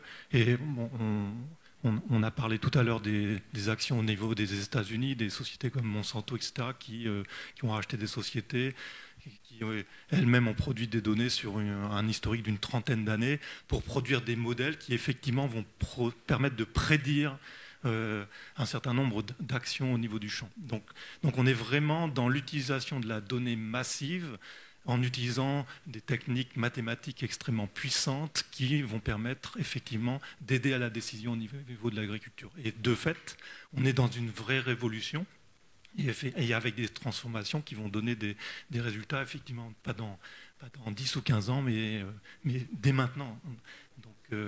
Donc on y est. Alors, Amaury Bessard, cette transformation numérique du secteur, elle concerne pas uniquement la manière d'optimiser son exploitation, elle a aussi d'autres conséquences, comme par exemple la relation client. Il y a une nouvelle relation client qui s'instaure avec une relation en direct rendue possible avec le consommateur. Au-delà de la relation client, en fait, c'est redonner du sens, comme vous dites, à tous les acteurs de la filière. Nous, industrie agroalimentaire, on est au cœur de la chaîne de valeur de l'alimentation des Français, c'est-à-dire qu'on est entre le monde agricole, qui est puissant, on transforme 70% de la matière première agricole française, donc on a à la fois des devoirs et des responsabilités vis-à-vis du monde agricole, et de l'autre côté, on distribue auprès de la grande distribution 80% des produits. Donc on a vraiment un rôle de passerelle ou de plateforme, entre guillemets, et on a cette vision-là de se dire que finalement, la transformation digitale n'est pas une transformation de désintermédiation, mais justement de reconnexion. Et c'est ça qui est intéressant, ça va reconnecter le produit avec le consommateur, ça va reconnecter le consommateur avec l'agriculteur, ça va reconnecter également le produit avec le distributeur et nos clients. Donc on est vraiment sur recomposer un petit peu notre filière, parce qu'on traverse aujourd'hui une forte mutation économique. Les agriculteurs, les industriels, face à la grande distribution. C'est une mutation qui est sur une perte de valeur économique. Et on pense que la transformation digitale, qui va justement moins se focaliser sur le prix que sur le couple prix-service, pourrait nous permettre justement d'échapper à cette guerre des prix qui finalement est en train d'abattre toute une filière, qu'elle soit industrielle, agricole, et derrière des millions d'emplois. Donc on pense que l'impact, il n'est pas juste de transformer un modèle économique, il est également de pérenniser le modèle économique qu'on a actuellement. Alors, Arnaud Rousseau, est-ce que vous, Internet, ça vous a permis de vous mettre en contact avec des consommateurs, par exemple ? Alors moi, je partage totalement l'analyse qui vient d'être faite. Ce qui est important, c'est la filière. C'est-à-dire que, par définition, souvent, l'agriculteur, c'est pas un grand communicant. C'est pas sa qualité première.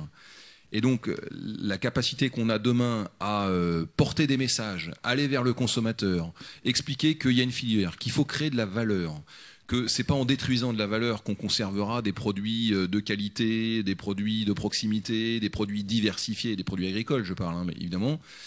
Ça, c'est extrêmement important.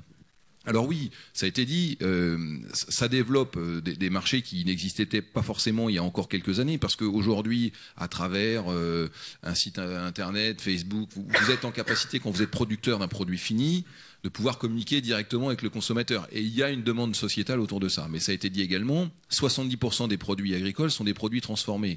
Donc on ne peut pas simplement se contenter de dire le développement de l'agriculture va se faire par ce lien B2C. Ça ne suffit pas. On dit même B2F maintenant, business to farm. Voilà, donc il faut clairement que d'un côté on explique, et c'est bien parce que ça pousse l'agriculteur ou le producteur, l'éleveur, l'apiculteur à expliquer ce qu'est son produit, comment il le fait, et d'expliquer finalement ce qu'est l'agriculture telle qu'elle est, et non pas telle que souvent elle est idéalisée ou un peu rêvée par le consommateur. Donc à la fois on a ce lien. J'ai entendu dans la table ronde précédente qu'il y avait besoin de ce lien, c'est-à-dire que quand on réimplante une boutique dans Paris, on se rend bien compte qu'il y a besoin de ce lien. Donc ce lien aura toujours besoin d'exister. Et en même temps, effectivement, on peut expliquer, on peut être en relation avec le consommateur. Ça sera un vecteur. Mais il y aura toujours ce vecteur du développement de nos produits. Et cette filière elle est importante parce que les producteurs agricoles, même s'ils ont besoin de transformer leurs produits, c'est le cas de la betterave sucrière pour faire du sucre, c'est le cas du blé, c'est pas du minerai, c'est pas juste un produit banal, une commodities comme disent les anglo-saxons. C'est plus que ça, c'est un savoir-faire, c'est une production, et même si elle a besoin de transformation et même si elle est appelée à être consommée, il faut expliquer quel est l'intérêt de cette filière, quelle est la qualité du produit, parce que encore une fois, sans valeur ajoutée, demain il y a une grande partie de la production qui disparaîtra de France. Et là, pour le coup, on pourra évidemment aller acheter des choses loin, mais on n'aura pas répondu à l'appel. Dernier élément pour répondre à votre question, on voit maintenant se développer notamment ce qu'on appelle des drives fermiers à travers le réseau des chambres d'agriculture, parce que les producteurs ont compris que, évidemment, ils avaient leurs propres produits, mais qu'il fallait être capable de segmenter l'offre, et que un consommateur qui venait chercher avait besoin de trouver un peu tout, et que les producteurs à lui tout seul se suffisaient pas forcément. Donc cette histoire de développement des drives fermiers, qui a été copiée, enfin on a parlé de potager tout à l'heure, enfin tout ça, ça a du sens parce que d'abord ça crée de la valeur et d'abord c'est tourné vers le producteur, mais pas le producteur pour le producteur, mais bien dans le lien du producteur au consommateur. Alors Sébastien Labesse, est-ce que justement le numérique peut apporter de nouveaux marchés?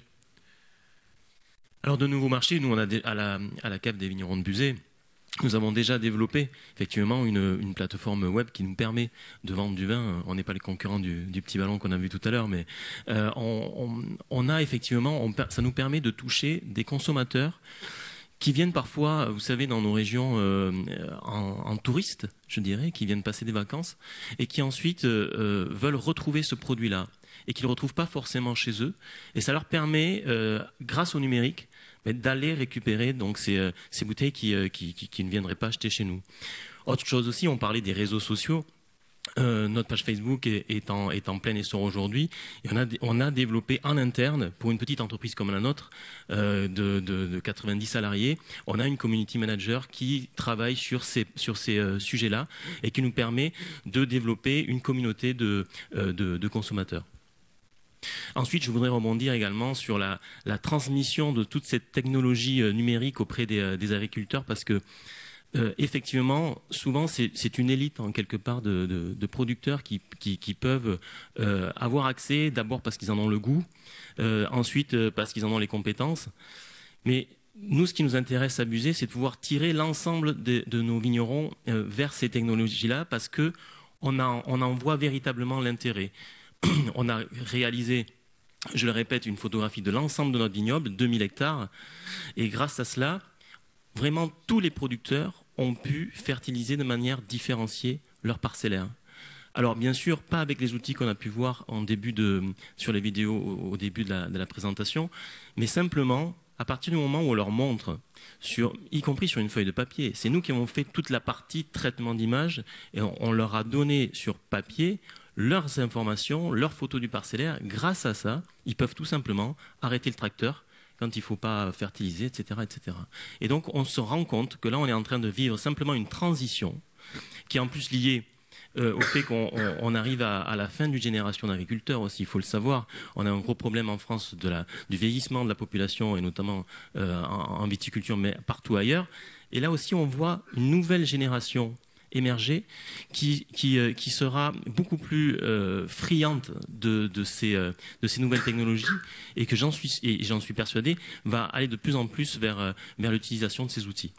Alors justement, Amaury Bessard, ça permet de connecter le producteur au consommateur directement. Et au-delà de la vente, est-ce que ça peut pas avoir un bénéfice aussi de pouvoir expliquer au consommateur qu'est-ce que c'est que son produit, comment on l'a fait, et finalement pourquoi il y a de la valeur et quelle est sa valeur réelle. Ce qui n'est pas forcément toujours expliqué à travers les circuits de grande distribution qu'on connaît par exemple. Exactement, puisque nous, notre modèle économique fait qu'on vend à la grande distribution, qui est notre intermédiaire. Et en fait, le digital peut nous permettre de créer de la relation, peut permettre de créer du sens par de l'information. Et on se rend compte aujourd'hui que le consommateur a besoin de plus en plus d'informations sur le produit. Il veut savoir ce qu'il y a dedans. On va dire c'est normal. Il veut savoir comment ça a été produit. Il veut également savoir avec qui ça a été produit, c'est-à-dire fournisseur de rang 1, mais également fournisseur de rang 2 ou 3, pour voir si jamais il y a un problème dans la chaîne, un problème de responsabilité. Et en fait, le travail et la responsabilité, même le devoir des industriels de l'agroalimentaire aujourd'hui, c'est de mettre ces informations sur la table, de mettre les informations accessibles au consommateur et de lui montrer finalement, comment on produit le produit qu'il va aimer, qu'il va consommer, et puis avec qui on le produit. C'est pour ça qu'on voit souvent des partenariats avec notamment des grandes marques et puis des agriculteurs pour que chacun explique finalement quelle est sa part de valeur dans la production du produit que le consommateur aura in fine dans son assiette. Donc là, la transformation digitale joue un rôle essentiel qui est de finalement, encore une fois, reconnecter finalement le produit, sa fabrication au consommateur. Et je reviens sur ce point-là, reconnecter également la notion de prix avec le consommateur. S'il voit comment c'est fait, il peut également comprendre combien ça coûte. Arnaud Rousseau, vous me disiez dans notre entretien que à une époque, quand on faisait de la qualité, on était noyé dans la masse et c'était difficile de communiquer là, sur ce point. Aujourd'hui, il y a vraiment une différence. Vous le voyez, il y a vraiment le numérique permet ça.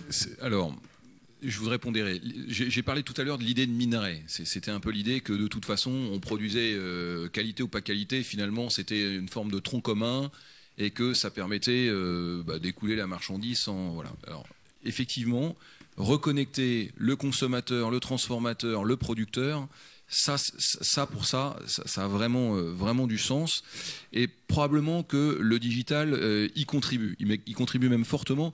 Je dirais qu'il est nécessaire, mais probablement pas suffisant, parce que j'en parlerai tout à l'heure, mais l'agriculteur, il faut quand même qu'il garde les pieds dans la terre, même s'il a le regard sur l'horizon, même si maintenant le digital a ouvert son monde, a permis de regarder grand angle, de savoir ce qui se passe sur tous les marchés de la terre, avec Twitter, y compris dans son tracteur, en 30 secondes, de savoir ce qui se passe à peu près partout. Donc il faut clairement continuer à garder des savoir-faire. C'est-à-dire que la digitalisation, c'est un outil formidable, c'est une vraie révolution, et en même temps, il faudra toujours le savoir-faire d'un éleveur ou le savoir-faire d'un agriculteur, même si l'accompagnement technique, même si le big data seront des outils de la décision formidables avec un effet de levier colossal, il y a quand même des fondamentaux qui doivent demeurer. Donc, ma réponse à votre question, elle est assez ambivalente, c'est-à-dire que oui, à la fois, ça a donné une accélération et un vrai levier, et en même temps, c'est là où il faut peut-être garder un peu de bon sens paysan, si je puis me permettre, c'est qu'il faudra quand même garder les fondamentaux, et il y aura toujours des impondérables, on aura toujours une météo qu'on ne maîtrise pas totalement, même si demain, avec le big data, on aura des données d'une précision qui nous permettront des approches quasi chirurgicales, mais on est quand même dans une science qui n'est pas tout à fait exacte, et c'est une lapalissade de le dire, donc il faudra quand même garder le savoir-faire de l'homme. Quand vous avez des bêtes, même si vous avez toutes les données de la Terre, rien ne remplace l'observation, et donc il faudra toujours un éleveur qui connaisse son métier. Il y a un autre point essentiel ou fondamental, c'est qu'on travaille sur une matière, un minerai organique, vivante, périssable. On parle beaucoup de gaspillage alimentaire, mais une meilleure gestion des données entre un industriel et son amont agricole, ça permettra également de limiter le gaspillage alimentaire entre les deux maillons de la chaîne. Donc ça, c'est un point aussi important dans la gestion du big data, c'est comment les outils numériques de reporting, de contrôle et de suivi en termes de traçabilité et de qualité nous permettent à chaque niveau de la chaîne de limiter le gaspillage alimentaire. Et ça, c'est un progrès qui devrait être considérable dans les années à venir. Sébastien Labesse, comment vous de votre côté, vous voyez justement ce rapport direct avec le client. Vous parlez d'une page Facebook tout à l'heure qui était en croissance. En termes de relation client et de transparence, ça apporte vraiment quelque chose ou c'est un artifice? Ah non, c'est pas un artifice, absolument pas. Nous, on a besoin d'expliquer ce que l'on fait, d'autant plus que l'on est dans une démarche de développement durable. Et c'est facile de communiquer bio. Bio, c'est facile, c'est simple. Tout le monde connaît. Sauf qu'en réalité, quand on pose la question aux consommateurs, ils ne connaissent absolument pas. Alors quand on parle de développement durable et d'agriculture durable, ben là, on a besoin de faire passer un message. Et ce message, les outils numériques nous permettent de le faire. Par effectivement notre page Facebook, on explique toutes les pratiques que l'on met en œuvre, qui sont souvent des pratiques qui sont utilisées en agriculture biologique, mais pas uniquement, qui sont aussi des pratiques innovantes comme celle-ci, donc des outils numériques. Mais ce que je veux dire, c'est que souvent on oppose agriculture biologique, par exemple, à des outils numériques et à l'innovation. C'est faux. On peut très bien faire de l'agriculture biologique ou de l'agriculture durable en protégeant l'environnement, en utilisant ces outils. Et je dirais même au contraire, ces outils nous permettent d'avoir une meilleure réponse à la protection de l'environnement. Et on s'en est rendu compte chez nous, puisque dans nos producteurs, on a quelques producteurs qui sont en agriculture biologique et qui nous ont, notamment ceux-là, nous ont demandé en premier lieu ces cartes de télédétection. Parce que eux, ils ont soit fertilisé avec des engrais organiques, soit carrément fertilisé avec des couverts végétaux, des engrais verts, donc des semis de févrole, d'avoine, peu importe, mais en utilisant les cartographies qui avaient été réalisées avec les drones. Donc on se rend bien compte que effectivement ces technologies servent l'environnement également, pas que la partie économique. Alors Jean-Luc Héral, toutes les exploitations n'ont pas forcément la même facilité à se développer, que ce soit en termes culturels ou financiers. Quelle est la limite en deçà de laquelle il sera difficile pour les exploitations agricoles d'opérer une mue numérique? On a vu dans l'étude présentée... Une fracture numérique dans le milieu agricole aussi de ce point de vue-là. On a vu dans l'étude qui a été présentée au démarrage de la table ronde qu'il y a un certain nombre de freins qui existent. Mais néanmoins, on s'aperçoit que le vrai driver, il est économique. Donc si effectivement c'est l'ensemble de l'utilisation de ces données et que leur utilisation par ailleurs est extrêmement simple et qu'il y a un retour sur investissement, le processus de diffusion va se faire. Et il a commencé. Donc moi j'ai guère de doute qu'effectivement on est au démarrage d'une révolution dans l'utilisation de l'ensemble de ces informations.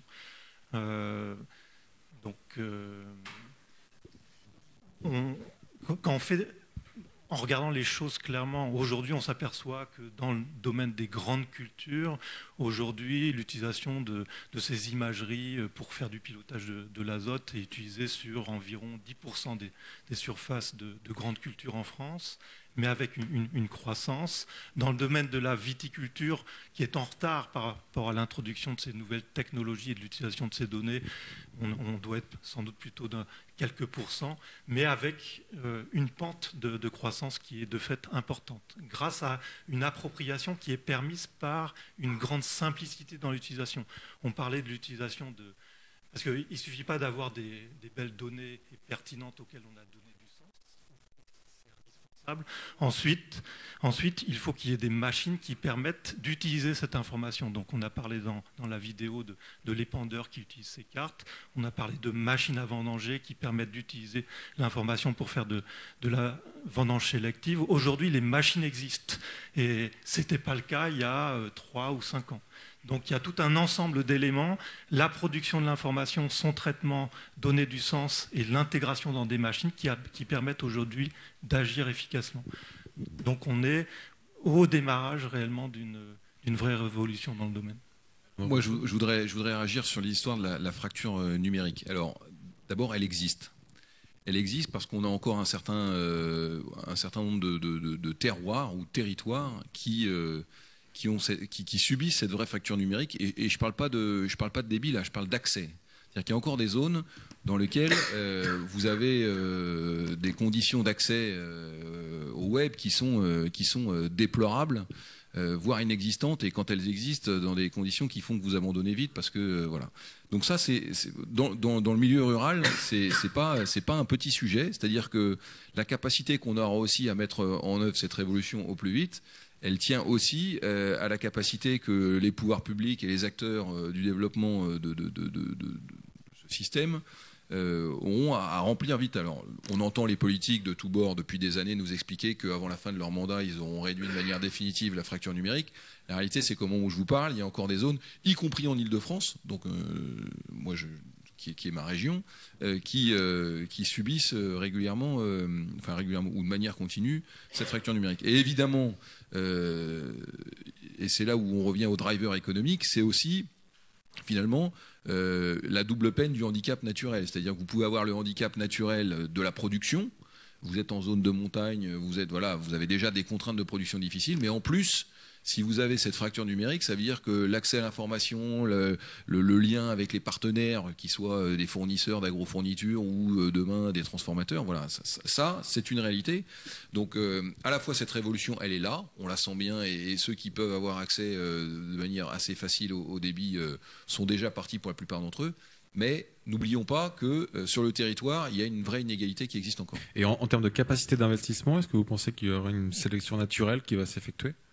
Alors, moi, je crois que, là encore, l'agriculteur est plein de bon sens. Si demain, il sent l'intérêt qu'il a à le faire, il ne va pas se poser très longtemps la question. Pour peu qu'il en ait la possibilité, non pas économique, mais physique, voilà, l'Internet. Donc, moi, je ne suis pas très inquiet là-dessus.